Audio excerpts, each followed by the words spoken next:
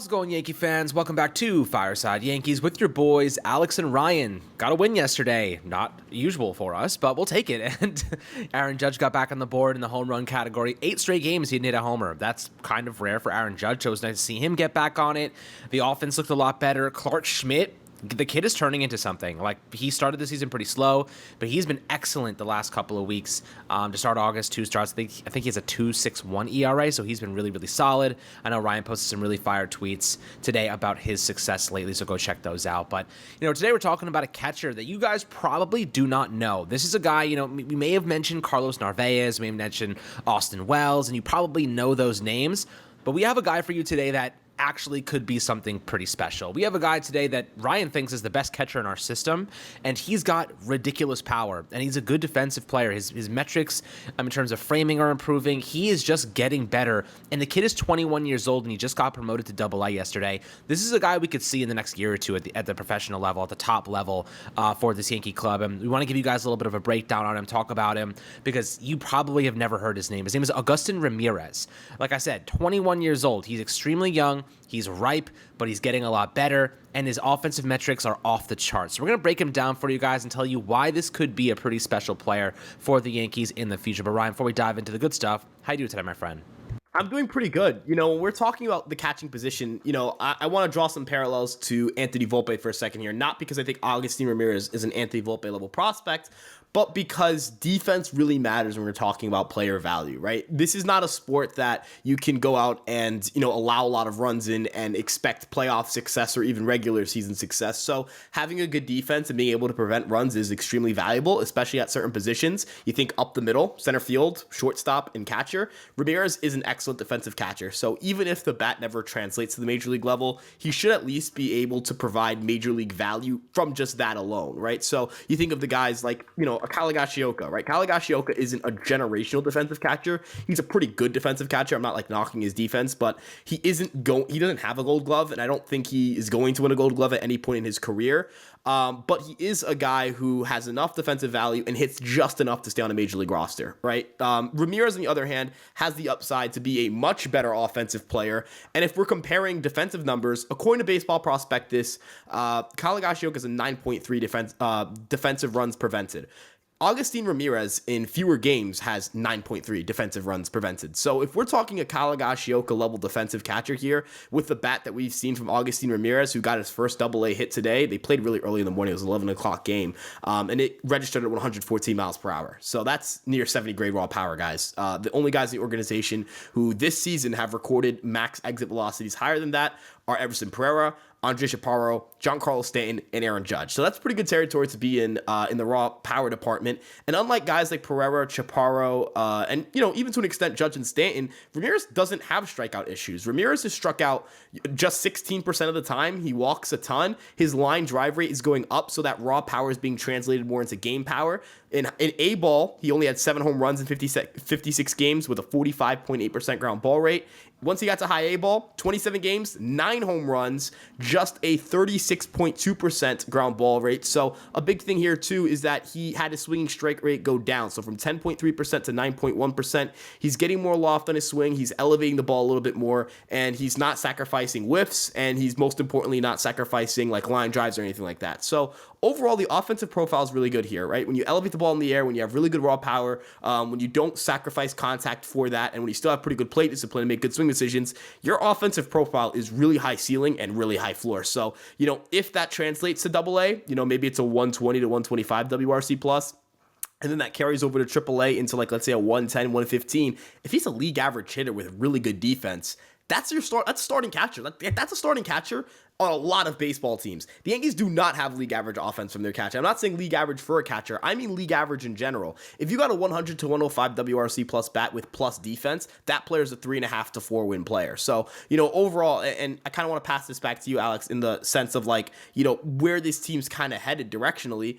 You have the report that Pereira is going to go to, be a major leaguer at some point this year, most likely. And if not, definitely in 2024. Jason Dominguez has really turned it on, and you imagine that if Pereira gets called up, then Dominguez slots in for him. Wells is in AAA, Chaparro's in AAA, Peraza is in AAA, Thorpe is in AA, Warren's in AAA, Beater's in AAA. It kind of feels like the Yankees are like, all right, the major league guys aren't really cutting it. let's get a little aggressive with these promotions. So do you think that the Yankees' future is in the farm? Because that's kind of where I'm seeing it right now.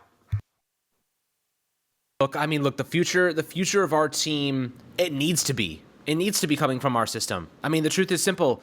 We only have so much money to spend. Cashman and Steinbrenner have only been willing to go past the second luxury tax threshold. They're not willing to push past the final threshold. You can't build, and this is true across every sport, guys. You cannot build a successful team on free agents. It never has worked. It doesn't work. Free agents are for the last couple of pieces of a team. That is how it's always been. That is how it's always going to be. You need to develop good players. You can't go out and just look. Baseball's a little bit different. You can go out and acquire other players via trade because of service time, and it keeps the cost low for 6 years of their service time in the MLB. So they do have that advantage. But unless you're trading for good players and you're picking apart your own farm system, and you're getting players with control, and it's hard to do. It's really hard to acquire. You're going to fail. Like, you need to have homegrown players. And the Yankees have been waiting for years for some of these guys to reach the MLB. I mean, think about this. I mean, Severino's gone. He's one of our only homegrown talents. Gleyber Torres was a Chicago Cub prospect, and he obviously came here and immediately kind of started playing for us. Judge is like really our only homegrown talent, guys. Like, he's the only guy that we really developed and made into something truly special. Some other guys, maybe a little bit of value, but Anthony Volpe has to pan out. Like, he has to be the next guy in line to be that next star that came from our system. Everson Pereira has to be a good MLB player. He has to be able to fill at least a high-end depth role, if not a starting role in left field or not center field. You know what I mean? Like, Drew Thorpe just getting promoted, Will Warren, these guys, we didn't trade them. They need to end up becoming something. Oswald Peraza, he's got to end up becoming something, whether it be a utility piece or a starter in this infield. It's over. Like, it's time to call up the young guys, because the Piper's here, man. We gotta pay up. You know what I mean? Like, it's now or never. Like you said a couple days ago, you got to pick a direction. The direction that we have been going in is one that we don't use our prospects, and our free agent acquisitions are god-awful. Bob Klapisch of NJ.com came out today saying that the Yankees are keeping Cashman. It's not even a consideration of him getting fired. Boone, on the other hand, might be a scapegoat. And for right now, from where I'm standing, this is not Aaron Boone's fault. He didn't construct this roster. Brian Cashman did, and the analytics department did. I don't even know how you could sit here and argue that. I mean, I would keep Boone over Cashman in a second. You know what I mean? Because, you could give, look, Boone and the Yankees, they won 100 games last year, guys. The Yankees are a good team. Boone's a fine manager. He's fine. You know what I mean? You don't need him to do anything crazy. We just need the talent to actually get it done. And when you're spending $280+ million, it should be easy to make the playoffs. It should be a baseline. Your freaking benchmark should be making the playoffs. It shouldn't be scratching and clawing your way back into the wild card with a month and a half of regular season baseball left. That's not what this is about. I don't understand how Cashman's job is safer than Aaron Boone's. And the only reason it is because they just extended Cashman on another 4-year contract that expires in 2026, whereas Boone's deal, I think, expires after next year. So that's the only thing that makes sense to me. I just hope they don't start scapegoating people, because that's not the right thing to do. If you bring in a new manager, you're creating camaraderie that you're destroying camaraderie that you've already built over years. Judge loves Aaron Boone. Garrett Cole, he loves Aaron Boone. These guys like Aaron Boone. He's a player's coach. But if you give him bad pieces, what do you expect? If you give him Billy McKinney in left field, what do you expect? If you give him Isaiah Connor-Falefa as a starting everyday player, which he is not, or Josh Donaldson in the back end of his career, what do you freaking expect? He's going to fail. He can't go up there and hit for them. I mean, the guy's a pacemaker, and for God's sake. I think that Aaron Boone deserves some credit here, because he stands up there and takes all the hits. He's taking the punches for all the stuff that Cashman's done, and all the lack of, at bats. And I mean, the guy, they're getting on base, they're just driving runners in. Like, he can't hit for them with runners in scoring position. Ben Rorfit's a freaking god-awful offensive player. Maybe he turns it around in the future. He's hitting 107 with a 265 OBP, guys. I mean, he's useless as an offense. He has a 28 WRC+. This guy is freaking a high school level hitter hitting at the MLB level right now. And then you have Kyle Higashioka with a 76 WRC+, 228, 268 OBP. He has 7 homers, but he has a 5.2% walk rate and a 28.4% strikeout rate, and he's a below-average defensive catcher. You tell me. our catcher position has, after Jose Trevino got injured, it became a freaking liability instantly. And that's not even objectively, you can't even objectify that. It is a problem right now. You need guys like Augustine, Ramirez, which we're going to kind of head back to after my little rant, because Ramirez here is a high upside player. He's got really, really good power. You mentioned it earlier. The guy had 114 mile an hour max exit velocity. I don't think we've seen that level of power from a catcher since maybe Gary Sanchez. I don't know what his max exit velocity was, but he has even better qualities than Sanchez because, guys, the kid doesn't strike out. He doesn't strike out. He's not striking out at a 32% clip like Gary Sanchez was. This guy is striking out at what, a 14% clip in high A with Hudson Valley. He's a career 23% strikeout rate that's been dragged down by his 2021 Florida complex, 32 games there with a 30% strikeout rate. Ever since then, he's been hovering below 18%. The guy has a great bat-to-ball skills. He can make contact. He hits for power. He gets on base. I mean, you tell me, Ryan, when you're looking at the future here, when is it time to give some of our younger prospects opportunities to play catcher? Because, like, Wells, his value is shot. I mean, like, I don't know what they're going to do with him, but it certainly doesn't feel like he's going to be playing catcher for us. Maybe they bring him up and have him play outfield. Maybe they have him play first base. Carlos Narvaez, like, he's basically a quadruple A player at this point from my perspective. It doesn't look like they're going to give him an opportunity. He's a really solid defensive player, really, really good defender behind the dish. But, offensively, maybe there's some shortcomings. What are your thoughts on some of these catchers that are right there, like Austin Wells and Narvaez? And do you think that Augustine Ramirez actually surpasses them over the next year or two? Yeah, so, one of the big things that I think is important when we're talking about, like, promotions and all that is that the Yankees seem to have guys they like and seem to have guys they don't like. And we don't have to always agree. Like, I don't have to always, like, okay, they don't like this prospect, so this prospect isn't good. But they do have a decent success rate with that. If you look at the guys they've traded over the years, really the one guy who stands out as, yeah, they probably should have traded him was Ezekiel Duran, right? But outside of that, like Ken Wolochuk, they're like, yeah, he's expendable. And he was. JP Sears, has been a solid pitcher, but for the most part, Clark Schmidt's giving you the production Sears would have likely given you. So you're not too upset about that. Obviously, there are some big-time prospects, not even big-time guys, like even guys who have performed well in AAA. Like, I'd consider, is Carlos Narvaez more of a Hoyjun Park or Trey Ambergy, or is he like a legit prospect, right? Like, that's really the question you have to ask here. And, not obviously, not every prospect should just be compared to Hoyjun Park and Trey Ambergy, but those are the examples I use because those were two guys who were really good in 2021.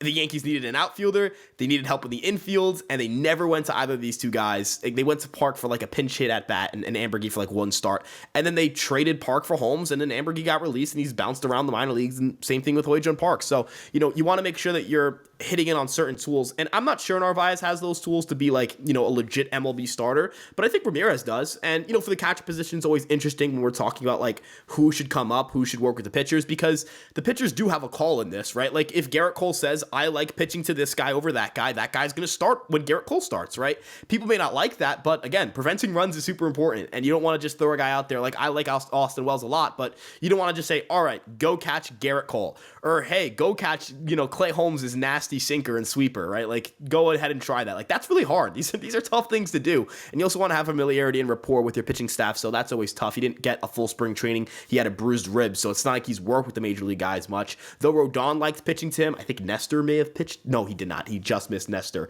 But I think Severino pitched him as well. And I think he liked throwing to Severino liked Wells as well. Now, obviously, Rodon and Severino haven't pitched well this year, but I think that's still an important opinion to get. But in Ramirez's case, I think he's a more sound defender. And I just really like the ceiling here. The ceiling here is, guys, this is a 21-year-old catcher who's in AA, right? Like, there are four catchers, not qualified catchers who have just taken a plate appearance in AA who are younger than him. So he's one of the younger guys up there, right?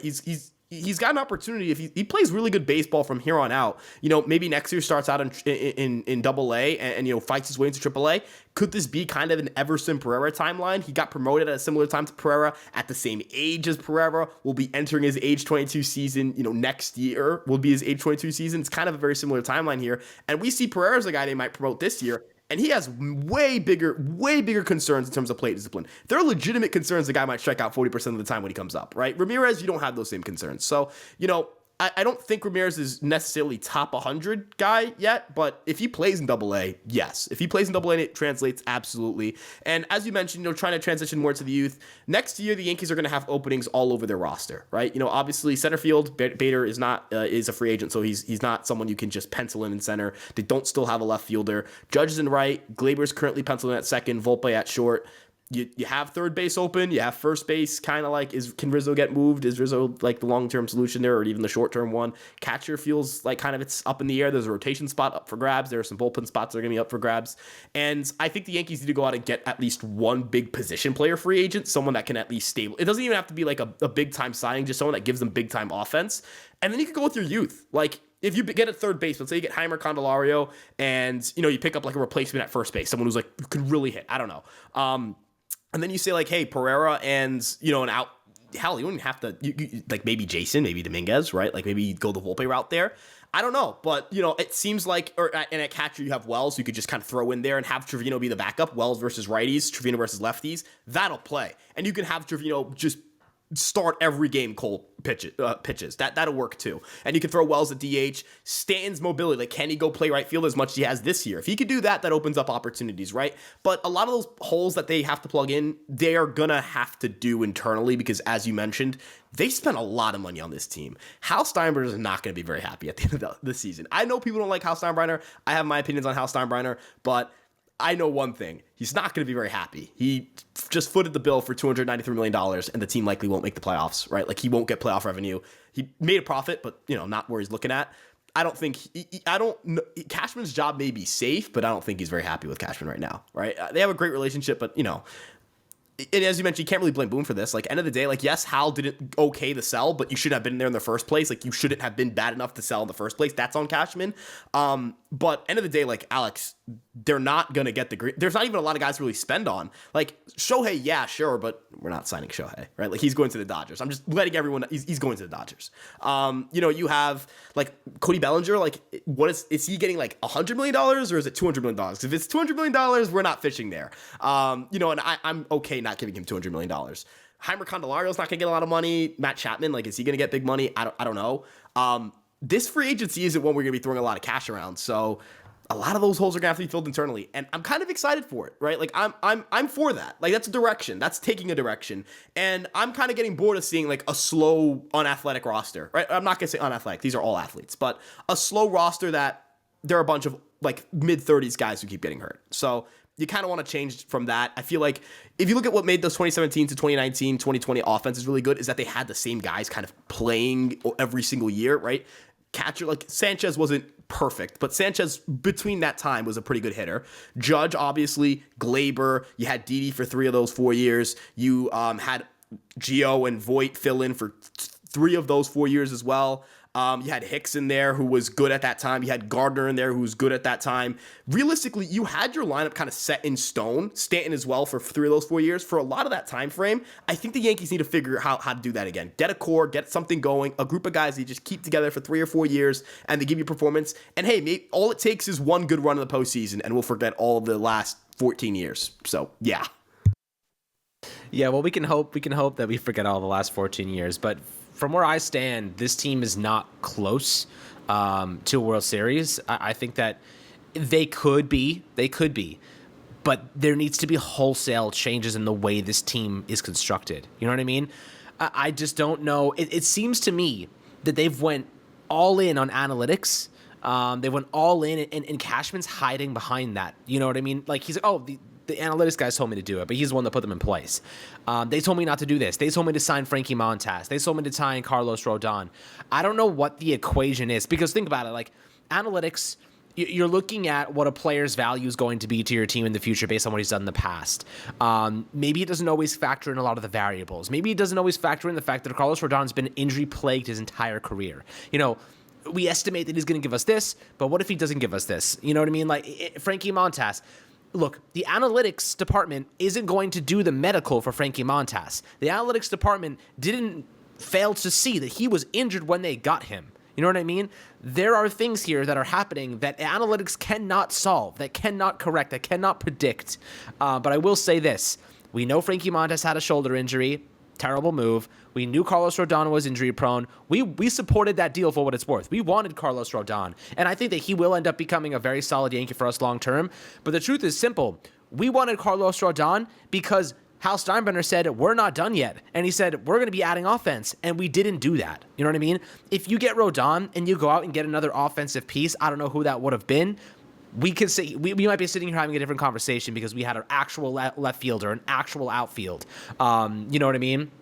Can't predict Aaron Judge is going to bang his foot into the wall in Dodger Stadium because they don't have a freaking padding there. You know what I mean? Like there's things you cannot predict in sports that happen. But one thing I will say is that, you know, the Yankees had needs that they failed to address. I don't know if the analytics said that they were going to be okay offensively, but they were certainly off. So, you know, I don't know. Something's got to change. There's got to be a mentality shift here. And I don't know how the analytics are projecting how the prospects are going to perform. You know what I mean? How are they projecting what Everson Pereira is going to do? The beautiful thing about baseball, guys, is that baseball is also so raw in the way that it's played. You know what I mean? Like you see a player, if they are confident in an at-bat, there is no analytical tool that's going to tell you that they're going to get a hit. Maybe they're terrible against left-handed hitters, but maybe they just want it so freaking badly, they go up there and hit a home run to win the game. You know what I mean? Baseball is just a beautiful thing because, you know, sometimes it just comes down to the raw nature of a player. And I think that that's sometimes what they fail to recognize is that, like, good players play well and injury-prone players get injured. You know what I mean? Like, go out and get reliable players. Go out and get guys that are going to be consistently on the baseball diamond for you. And also, you know, keep adding, good bats to your lineup and also promoting your youngsters. You know what I mean? We can't be in this sequence where the analytics is working against our farm system because that's what it feels like. It feels like we're not willing to give our youngsters promotions, and then therefore we're using up all their minor league options. We're not flipping them for actual major league talent, and then their stock is diminished. Oswald Peraza's stock is at an all-time low right now, in my opinion. I don't think we've seen his stock this low in his entire tenure in minor league baseball because we've used up a lot of his minor league options. You know, he's been injured a couple times. We refuse to call him up and keep him there, which to other teams, if you're another team, you're saying, wow, like they're calling up Oswald Peraza, but they keep sending him back. What does that tell you? It means they don't really value him that much. They don't think he can be that good. They don't think he can be a long-term option here, at least right now. Maybe in the future they will, but, you know, we're still far away from that. So I'd love to see them really just commit to giving young guys opportunities. Augustine Ramirez, Augustine Ramirez, he can actually be a good player for this Yankee team in the future. What I hope to see is that they don't malpractice the shit out of him and keep him down and don't let him get promoted and just stifle opportunities for him to keep that momentum. Baseball is a game of momentum. How many times Oswaldo Cabrera last year, they promoted him when he was hot in AAA and he just took off and was an excellent player and he brought us energy last year. Sometimes you got to flow with a baseball player's momentum and stop stifling them and stop keeping them down and holding them back. That's what I hope the Yankees end up changing moving forward because it's been a really bad couple of years for us in that sequence there. And I feel like we're not really giving our guys the right opportunities and the right chances. Instead, we're keeping them down and destroying their confidence. And I think that's kind of a bad thing to be in the middle of right now. Yeah, I guess one last thing I wanted to add on, and I know this episode's running a little long, so I'm going to keep this one short, is that, you know, it feels like that, like, how do I put this? Analytics at the end of the day are information, right? Like, it can't, like, it's hard to really explain, like, how a team uses analytics because we're not in the front office and we can't, like, I can't, like, just call up Cash and be like, yo, bro, you want to tell me what data you're looking at? Like, I can't do that, right? But what we do know is that, for the most part, teams have access to data. Maybe it's their internal metrics, whatever it may be, and they'll notice trends or whatever, and whatever they really value in a player, a prospect, whatever they may be, they're going to associate trends with that, whatever. I think the big thing is that it feels like the Yankees aren't catching up to modern trends, right? Like, teams are a lot more aggressive with prospect promotions. Like, the Mariners pitching staff, with the exception of, like, Luis Castillo in the rotation, are, like, all guys they debuted in the last 2 years who have, like, minimal AAA experience, right? That's not saying the Yankees should call up every single starter they have in AA, but it means that, the Mariners are picking up data trends with their pitchers that they really like. There's an archetype, there's a philosophy they have, and that's working for them, right? The Yankees have philosophies that work for them, right? Like, look at the bullpen development, even their pitching development in general. Let's just group that all together. For the most part, the Yankees have taken teams or rosters, or Matt Blake and Sam Brain has taken pitching staffs or rosters that aren't that talented, number one, or number two, are super injury prone, and have gotten good enough production out of them, right? So that's part of the philosophy. The Yankees are identifying, whatever whatever analytics they're using for the pitching, it's identifying data trends or trends in certain pitchers that they really like. They love sweepers, they love sinkers, they're starting to really like cutters, they like to change up for a good bit. Those are things they'll pick up, trends. They'll have guys like that on their roster, give them to their development staff. They turn those guys into really good relievers, right? But on the offensive side of things, it looks like the Yankees aren't picking up trends that they should be picking up. Maybe they're overemphasizing things they shouldn't be, or underemphasizing things they should be. Age, I think, is the big thing here. I think age is something that they've ignored a little bit too much. They're not really an organization that values youth enough, I feel like. As you mentioned, like, you can't predict certain things, but when you create a very volatile, a high variance roster, you're going to have results like this. You're going to have seasons like this. For the most part, the 2021, 2022, and 2023 teams aren't dramatically different offensively, but you got 2021, they were not very good. They were kind of like middle of the pack. 2022, they were very good. Like, they ranked super well offensively. And then 2023, they've been really, really, really bad. What does that tell you? They're a high variance offense, right? That's something they have to change. That's something that has to, improve. They have to get younger. They have to get a little bit less variance drip. They have to have a little more depth. We can talk about like Hal Steinbrenner, the financial budget that was placed that apparently is why they didn't get a left fielder. And that is true. They weren't going to go over that luxury tax to get another left fielder. But at the same time, if it takes over $293 million to build a good roster or a good lineup, the person building the lineup isn't efficient enough, right? And that comes back to prospects, right? They have to trust these guys. You mentioned, like, how do the analytics view prospects? Like, what are they missing here? Like, the Yankees, clearly there's like a lack of emphasis there. And I agree. I think there is a little bit more of like, but like, this prospect, is this guy going to project very well? There are probably some guys who project pretty well in their system, like for next year or for right now. But I think the team has to trust those projections a little bit. And they get a little bit too caught up in kind of like what a veteran was. Like Josh Donaldson, he's barreling the baseball. He's got to keep playing. Does he have to keep playing? You know what I mean? DJ LeMay, he's showing signs, like, but does he have to keep playing? Like, is he going to start for you next year? No, he's not. The Yankees almost didn't go, like, if the Yankees stayed healthy, Clark Schmidt, we don't figure out what he is as a starter. He's probably just a reliever forever, right? And that's because they probably weren't going to wait it out with him, whereas they were probably going to wait out Herman's struggles, or they're going to wait out Luis Severino's struggles. And to me, that's kind of an issue, right? If you're not, you got to be more patient with rookies than you are with veterans, and it feels like they're not. So that's something, I think that's a philosophical thing. Analytics aren't a philosophy, it's just a tool. The Yankees need to change kind of what's going on philosophically in the organization, and I think that's the big thing here, and that stems to how they interpret data and all that stuff. It's like we're a bit like, for Fireside Yankees, we look at views, we look at subscribers, we look at how people click through our videos, all that stuff. But if we don't use that data properly, if we misread the data and we emphasize certain things over other things, this channel's going to fail, right? So I think that's kind of like, in any business world, in any sense, what you look at, what you analyze, what you emphasize, and what you believe in, and what you take out of your data is just as important as the data you use. Yeah, absolutely. And whatever they're taking out of the data is not resulting in success. So that's kind of the point here, guys. We'd love to hear your perspectives below in the YouTube comment section. As always, my friends, make sure to like and subscribe, and we'll catch you guys on the next Fireside Yankees episode.